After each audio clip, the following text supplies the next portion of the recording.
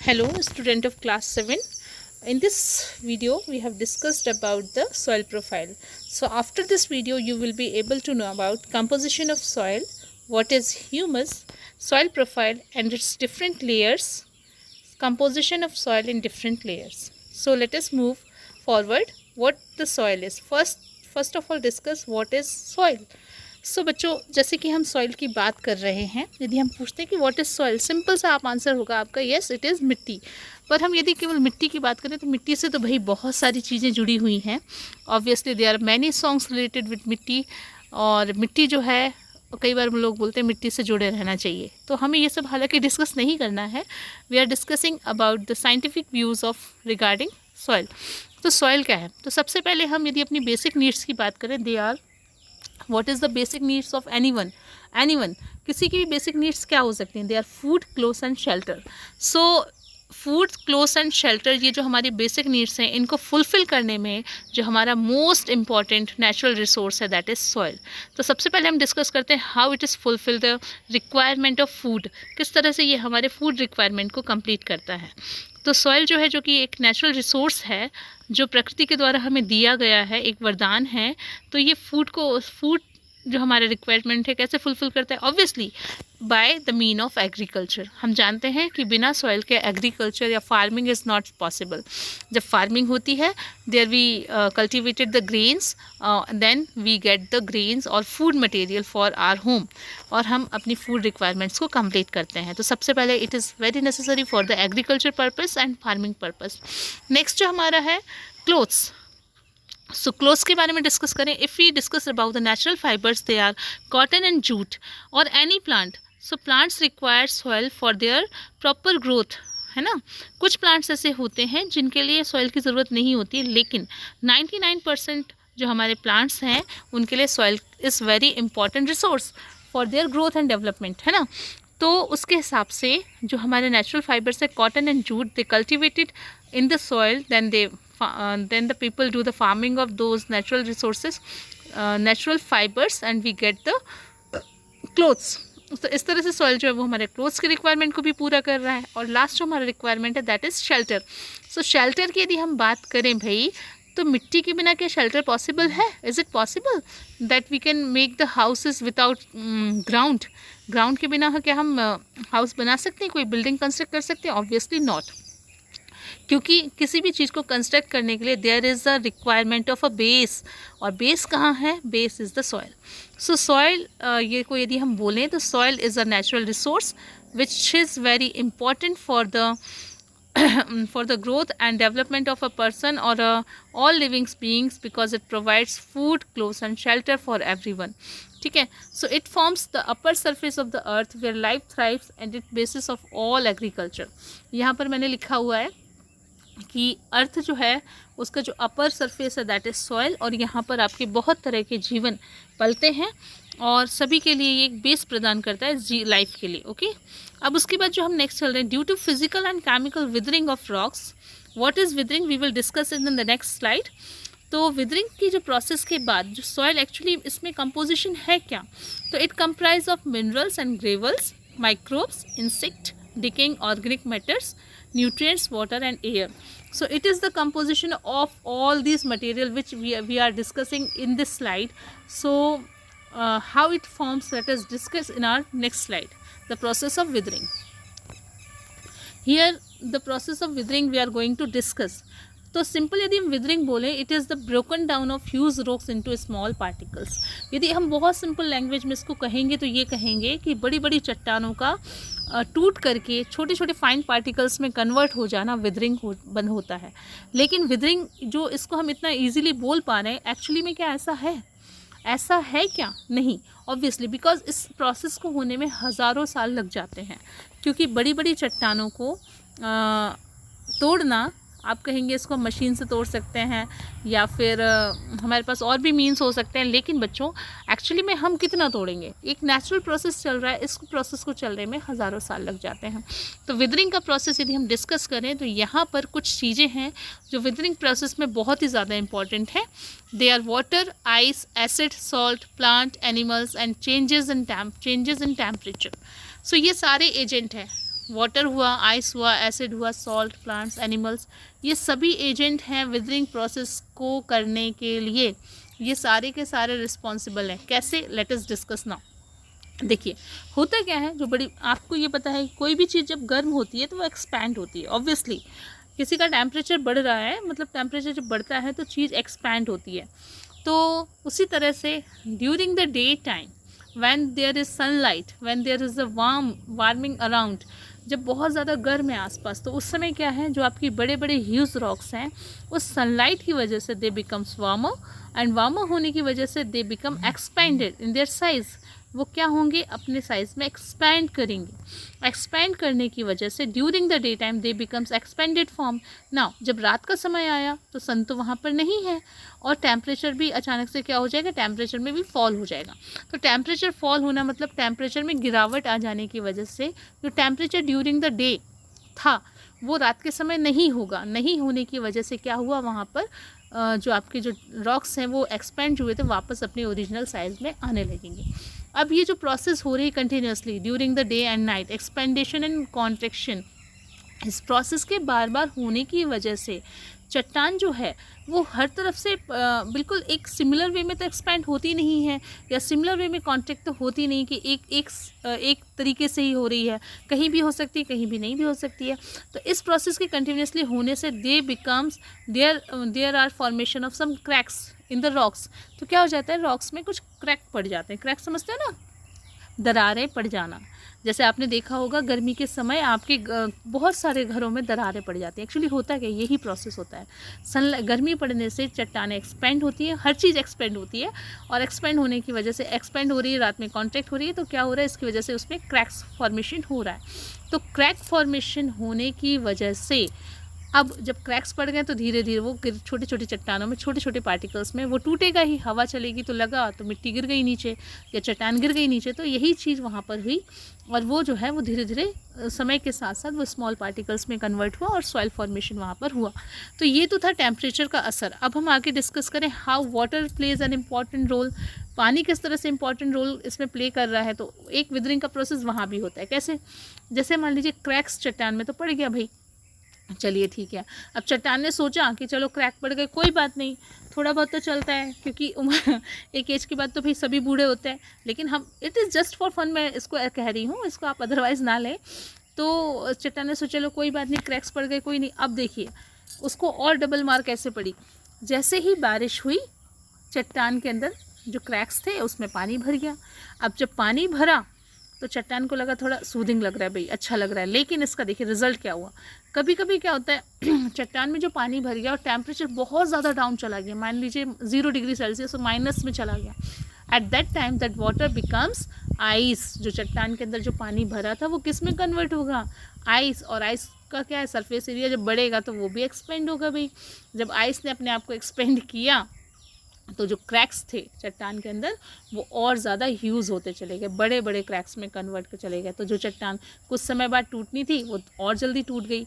मतलब water plays also important role in the process of weathering. तो एक यहाँ पर देख लीजिए। अब उसके बाद यदि हम वाटर बॉडीज़ की बात करें तो यदि मिट्टी नदियों में, नालों में या फिर समुद्र में जो चट्टानें होती हैं, जब बार बार उनमें स्ट्रीम्स जो आपकी वेव्स होती हैं, समुद्री वेव्स जो होती हैं या नदियों की वेव्स होती हैं, जब बार बार उन चट्टानों पर पड़ती हैं तो उनको चोट लगती है ऑब्वियसली, तो उसमें क्रैक्स पड़ते हैं। तो वो they also plays an important role in the process of weathering. तो उसकी वजह से भी विदरिंग का प्रोसेस होता है। तो यहाँ पर ये वाटर का रोल हो गया। इसके बाद हम यदि आगे डिस्कस करें तो एयर। भाई आप खुद सोचिए, बहुत ज़्यादा तूफान चल रहा है, हवा चल रहा है, आपके ऊपर शरीर पर जो कपड़े हैं, एक जनरल बात है कि हमने जो भी पहन रखा है वो उड़ेगा, हमारे बाल भी उड़ेंगे, और हम भी अपने आप को हमें अपने आप को स्टेबल करने की कोशिश वहाँ पर करनी पड़ेगी कि भाई हम कहीं ऐसा ना हो कि इतनी तेज़ हवा के साथ हम उड़ जाएं। तो होता क्या है, जब हवा बहुत ज़्यादा तेज़ चलती है, जब ये चट्टान से टकराती है तो वो भी अपना जो प्रेशर है वो चट्टान पे एग्जर्ट कर रही है, और एग्जर्ट करने की वजह से चट्टान जो है अपने फाइन पार्टिकल्स को वहाँ से फाइन पार्टिकल्स जो हैं वो उससे अलग हो जाते हैं और विदरिंग का प्रोसेस उसमें हो जाता है। तो air also plays an important role in the process of weathering. उसके बाद जो नेक्स्ट है हमारे केमिकल चेंजेस किस तरह से, एसिड या सॉल्ट किस तरह से काम करता है, इसको यदि हम डिस्कस करें तो आपने देखा होगा कई बार जो चट्टानें होती हैं गीली हो जाती हैं, उन पर काई जम जाती है, जिसको कि हम इंग्लिश में लिचिन बोलते हैं, साइंस में जिसको हम लीचेन बोलते हैं। तो ये जो स्मॉल जो प्लांट्स होते हैं लीचेन, ये ऐसे होते तो चिकने चिकने, हमें तो ज़्यादा फ़र्क पड़ता नहीं है, लेकिन चट्टानों को इनसे बहुत फ़र्क पड़ता है भाई, क्योंकि they secrete some chemicals, they can be acid, they can be salt. तो इनमें से कुछ केमिकल्स का सीक्रेशन हो जाता है चट्टान के ऊपर, और सीक्रेशन होने की वजह से जब केमिकल रिएक्शन होगा तो they are responsible for the cracks on the rocks. तो उसकी वजह से भी चट्टानों में क्रैक्स पड़ते हैं, और धीरे धीरे gradually the cracks becomes huge in size, and the huge rocks becomes small and particles convert it into small and particles and be the part of a soil, और वो soil का हिस्सा बन जाते हैं। तो इस तरह से हम डिस्कस कर रहे हैं the process of withering. I hope आपको विदरिंग का प्रोसेस समझ में आया होगा कि विदरिंग में एक्चुअली होता क्या है। तो सिंपल लैंग्वेज में कहें, बड़ी बड़ी चट्टानों का सॉइल पार्टिकल्स में कन्वर्ट हो जाना विदरिंग कहलाता है। ठीक है, इन Hindi that is withering, or we can say the broken down of huge rocks into the smaller particles of soil is known as the process of withering। Okay बच्चों, सो ये हो गया withering। उसके बाद हम नेक्स्ट स्लाइड पे चलते हैं, हमारा नेक्स्ट टॉपिक है इसके बाद ह्यूमस। अरे भाई, ये ह्यूमस बड़े काम की चीज़ है। अब वो कैसे काम की चीज़ है, चलिए पढ़ते हैं। तो humus is the organic component present in the soil formed by the decomposition of plant material by microorganisms present in the soil। Humus is the rotting dead matter in the soil। ये मैंने क्या पढ़ दिया, एकदम पढ़ दिया ना, ऐसा नहीं पढ़ना चाहिए था। चलिए, तो ह्यूमस एक्चुअली होता क्या है भाई। देखिए, कभी भी आपने कोई पौधा तो लगाया होगा अपने गार्डन में तो पौधा लगाने के लिए सबसे पहले आपने क्या होगा, मिट्टी में एक गड्ढा किया होगा। जब आप मिट्टी में गड्ढा करते हैं तो आपने देखा होगा, जब मिट्टी आप खोदते हैं तो ऊपर आपको एक ब्लैक लेयर नज़र आती है, मिट्टी की एक ब्लैक लेयर नज़र आती है, काली काली मिट्टी निकलती है सबसे पहले। तो ये जो ब्लैक लेयर है दैट इज़ ह्यूमस। और ह्यूमस बनता कैसे, तो ह्यूमस जो है वो ऑर्गेनिक कंपोनेंट है। ऑर्गेनिक इसलिए because it is made up of living organism. अब लिविंग इसमें क्या है, अब देखिए कोई पेड़ का पत्ता गिरा, ज़मीन पर गिरा, कोई ऑर्गेनिज्म जो मिट्टी के अंदर था वो मरा, वो सड़ा गला वहाँ पर, और वो जो है वो ब्लैकिश पार्ट में कन्वर्ट हो गया, दैट इज़ ह्यूमस। तो जो upper layer of the soil which is contain the rotting dead material of plants, leaves and animals and black in color is also called humus। इसको हम humus कहते हैं। बहुत सिंपल है कि मिट्टी के ऊपर की जो सतह होती है जिस पर कि सड़े गले पेड़ पौधों के अवशेष जैसे पत्ते, टहनियाँ जो सड़ जाती हैं और ब्लैक कलर के पार्ट में कन्वर्ट हो जाती है, इसको हम ह्यूमस कहते हैं। It is rich in nutrients and it is responsible for the fertility of soil. तो किसी मिट्टी के अंदर ह्यूमस की मात्रा कितनी है ये डिफ़ाइन करती है उसकी फर्टिलिटी को। जितना ज़्यादा ह्यूमस किसी टाइप की मिट्टी में होगा उतनी ज़्यादा वो मिट्टी जो है वो फर्टाइल होगी। तो मेरा इतना कहने के बाद I hope now you understand what the humus is. तो humus is the organic component present in the soil formed by the decomposition of plant material or by microorganism present in the soil। Humus is the rotting dead matter in the soil। तो ये हमारा humus हो गया। अब जो हमारा main topic है जिसको हमें अब इस क्लास में डिस्कस करना, दैट इज़ सॉइल प्रोफाइल। अरे भैया, प्रोफाइल क्या प्रोफाइल, तो प्रोफाइल मतलब देखते हैं ना क्या होता है प्रोफाइल। तो soil profile is a composition of different layers of soil in a vertical section. इसको हम यदि वैसे देखें तो यहाँ पर मैंने एक पिक्चर आपको दिखाई हुई है, ओरिजिनल पिक्चर है। कभी जब किसी टूर पर गए हों या कहीं घूमने गए हों या आप बस से जा रहे हैं या कार से जा रहे हैं तो आपने देखा होगा रास्ते में कहीं कंस्ट्रक्शन का काम चल रहा है और मिट्टी खुद ही पड़ी है। तो वहाँ पर आप देख सकते हैं कि आपको जब आप मिट्टी को ध्यान से देखोगे तो वहाँ पर मिट्टी में आपको तरह तरह की लेयर्स नज़र आएंगी, जैसे कि इस डायग्राम में दिख रही है। ये फ़ोटो ओरिजिनल सॉइल प्रोफाइल का फ़ोटो है। तो वर्टिकल सेक्शन में खुदाई करने पर जो मिट्टी में डिफरेंट लेयर्स हमें जो नज़र आती हैं उसको हम सॉइल प्रोफाइल कहते हैं। और इससे रिगार्डिंग आपकी बुक में एक प्रैक्टिकल भी है कि आप ग्राउंड से अपने गार्डन से थोड़ी सी मिट्टी लाएं, उसको 3/4 ऑफ वाटर में डिज़ोल्व करें और जो आपका जो ग्लास है वो ट्रांसपेरेंट होना चाहिए क्योंकि आपको देखना पड़ेगा बाद में कि क्या बना। और 3/4 पार्ट में जब आप उसको डिज़ोल्व करेंगे, वाटर के 3/4 पार्ट में डिज़ोल्व करेंगे और थोड़ी देर बाद उसको आप अनडिस्टर्ब रखना है, उस पानी को डिस्टर्ब नहीं करना है। तो आप देखेंगे कि उस पानी में जो आपने मिट्टी घोली थी उसकी कुछ लेयर्स बन जाएंगी। तो यही लेयर्स हैं, ये डिफ़ाइन करती हैं सॉइल प्रोफाइल को। तो vertical section of soil showing different layers of soil is called soil profile. तो इस होता क्या है, each layer is different from other because of its texture, colour, depth and chemical composition. और हर लेयर एक दूसरे से अलग होगी अपने कलर में, अपनी डेप्थ में, अपने टेक्सचर में और केमिकल कंपोजिशन में। कैसे, अब उसको हम डिस्कस करते हैं। यदि हम सॉइल प्रोफाइल को डिस्कस करें according to your NCERT book, जो आपकी टेक्स्ट बुक है उसके हिसाब से, तो सॉइल प्रोफाइल में मिट्टी की 4 लेयर्स यहाँ पर बताई गई हैं। 4 layers of soil profile, they are also, each layer is also known as horizon. इनके नाम होराइजन भी हैं और ये डिवाइड हुए हैं A horizon, B horizon, C horizon और आर होराइजन, जिसको कि हम बेड रॉक कहते हैं। तो हम इसको पढ़ते हैं वन बाय वन कि ए होराइजन क्या होता है। तो ए होराइजन जो है that is also known as top soil. A horizon को हम टॉप सॉइल भी कहते हैं। ये सबसे ऊपर की लेयर जो होती है जिसमें rich in humus and nutrients, क्योंकि ह्यूमस है तो न्यूट्रिएंट तो होगा ही।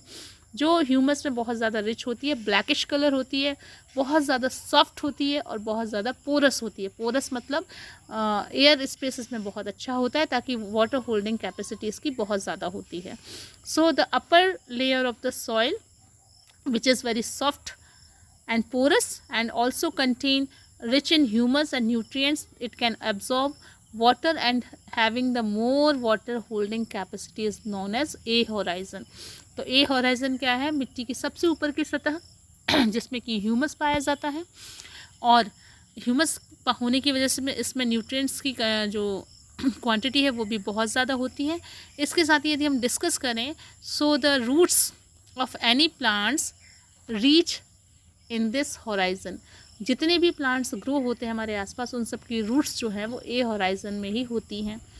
यदि बहुत ज़्यादा बड़ा प्लांट है तो उसकी ट्री, जिसको हम ट्री बोलते हैं, ट्रीज़ की रूट्स थोड़ा और डीपली जा सकती है, लेकिन मोस्टली जो हमारे आसपास जितने भी आपको प्लांट्स नज़र आएंगे उनकी जो रूट्स हैं वो ए होराइजन में जाती हैं, क्योंकि वहाँ पर ह्यूमस है, वहाँ पर न्यूट्रिएंट्स हैं और उससे डीप मतलब उससे नीचे भी जा सकती हैं, लेकिन उधर तो जाएंगी ही, ए होराइजन में ग्रो तो करती ही हैं। तो ए होराइजन में रूट्स बहुत अच्छे से ग्रो करती हैं। तो ए होराइजन के बारे में डिस्कस करें तो ये सबसे ऊपर की सॉइल है, टॉप सॉइल कहते हैं इसको। ये बहुत ज़्यादा सॉफ्ट होती है, पोरस होती है, इसमें ह्यूमस की मात्रा बहुत ज़्यादा होती है, न्यूट्रिएंट्स बहुत ज़्यादा होते हैं, इस वजह से इसकी वाटर होल्डिंग कैपेसिटी भी बहुत ज़्यादा होती है। फिर हम नीचे चलें, जैसे कि आप डायग्राम देख सकते हो, सबसे पहले आपको ब्लैकिश कलर दिखा, उसके बाद डार्क ब्राउन, उसके बाद लाइट ब्राउन। तो लाइट ब्राउन वाला जो आपका बी होराइजन वाला सेक्शन है वहाँ हम डिस्कस करने वाले हैं। तो जो बी होराइजन होता है, जैसे ही हमने खुदाई करी और नीचे गए तो हमें बी होराइजन मिलता है। So B horizon, the soil of the B horizon is harder and compact.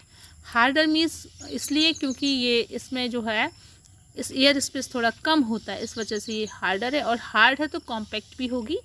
और इसको हम मिडिल लेयर भी कहते हैं, we can also known as it middle layer. अब इसके साथ साथ यहाँ पर वन चीज़ और है कि जो आपका बी होराइजन है, it is rich in minerals. यहाँ पर मिनरल्स बहुत ज़्यादा अबंडेंट मात्रा में होते हैं। अबंडेंट मिनरल्स जितने भी प्लांट्स को ज़रूरी होते हैं ग्रो करने के लिए, जो फूड चेन के माध्यम से हमारी बॉडी में भी आते हैं, तो ये बी होराइजन में बहुत ज़्यादा मात्रा में पाए जाते हैं। तो ये जो है वो बी होराइजन में मिलता है। So B horizon is the middle layer, also called as middle soil, middle layer sorry. और ये बहुत ज़्यादा हार्डर एंड कॉम्पैक्ट होती है and it is rich in minerals. उसके बाद हम थोड़ी और खुदाई करते हैं, जब नीचे पहुंचते हैं तो हमें मिलता है सी होराइजन। तो सी होराइजन एक्चुअली में है क्या? सी होराइजन जब आप खुदाई करेंगे तो आपको छोटे छोटे पत्थर निकलना शुरू हो जाएंगे। छोटे छोटे पत्थर, बहुत ज़्यादा बड़े पत्थर नहीं, छोटे छोटे पत्थर, क्योंकि इसमें आपको छोटे पत्थर ही मिलेंगे। They are made up of cracks and crevices. Cracks and crevices क्या है? छोटी दरारें और बड़ी दरारें। चट्टानों में छोटी और बड़ी दरारों से जो उनके पीसेस होते हैं जो बनते हैं, वो यहाँ पर अबंडेंट मात्रा में होते हैं। और ये हैं विदर्ड रॉक्स। एक्चुअली जो रॉक्स विदरिंग की प्रोसेस में चले गए हैं, मतलब टूट गए हैं और उनकी वजह से छोटे छोटे पार्ट्स में डिवाइड हो गए हैं, ये जो है वो सी हॉराइजन में बहुत ज़्यादा मात्रा में पाए जाते हैं। चूँकि हम ये भी जानते हैं कि जब पानी के अंदर कोई चीज़ डाली जाती है तो सबसे हार्डेस्ट जो होता है वो सबसे नीचे जाता है, ठीक है। तो उसी तरह से ये जो पत्थर हैं, यदि हम ऊपर से बात करें तो ऊपर जो ह्यूमस से बात करें, ह्यूमस बड़ा लाइट वेटेड होता है, उसके बाद आपका नीचे आ रहे हैं तो फिर आपका बी हॉराइजन, फिर सी हॉराइजन में आपको इस छोटे छोटे पत्थर देखने मिलेंगे। ये they are made up of cracks and crevices, okay. और फिर सबसे लास्ट वाले हॉराइजन की बात करें which is also known as bed rock. तो बेड रॉक जो है that is the fourth and the last layer of soil profile. ये इसकी फोर्थ और लास्ट लेयर है और इट इज़ हार्डेस्ट इसलिए क्योंकि it is made up of unweathered parent rock. ये जो है ये अनवेदर्ड मतलब वो चट्टानें, ओरिजिनल चट्टानें जिनमें विदरिंग का प्रोसेस नहीं हुआ है, उनसे मिलकर बनी होती हैं।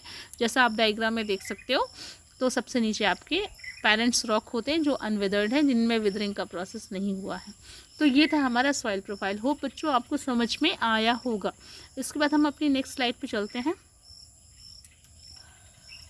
यदि मैंने आपको ये जो topic which we have discussed in this class, यदि आपको समझ में आया तो ये जो क्वेश्चन यहाँ पे छोटे मोटे क्वेश्चंस हैं, यदि मैं आपसे डिस्कस करूँ तो होप आपको आंसर आते होंगे। तो let us revise it. The first question is the rotting dead material in the soil is called, the rotting that material in the soil is called, yes, humus. Very good, आपको आता है। Breaking down of rocks by action of wind and climate is called, breaking down of rocks by wind and climate is called yes, withering. very good बच्चों, आप मतलब आपको topic clear है। in addition to the rock particles soil contains, in addition to the rock particles soil contain, ये थोड़ा सोचने का विषय है कि रॉक पार्टिकल के अलावा सॉइल में और क्या क्या होता है।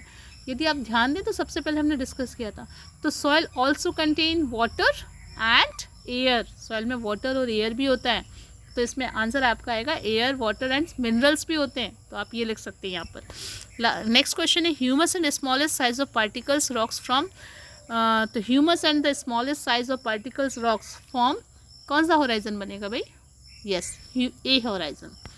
तो ये हॉराइजन हो गया। नेक्स्ट क्वेश्चन है how many horizon does the soil profile contain, so we will answer that 4 horizon. According to your book there are 4 layers of soil, they are A horizon, B horizon, C horizon और bed rocks. तो ये आपके answers हो गए। और इसके बाद जब आपको टॉपिक क्लियर हो गया तो एक छोटा सा आप जो है वो असाइनमेंट वर्क भी कर सकते हैं। तो असाइनमेंट वर्क क्या है आपका, draw a neat and clean diagram of soil profile in your fair notebook and also right the notes of the topic discussed during the class. So class, that's all for today's class. Okay, do it. I hope you all understand it. Bye, meet you with the next topic.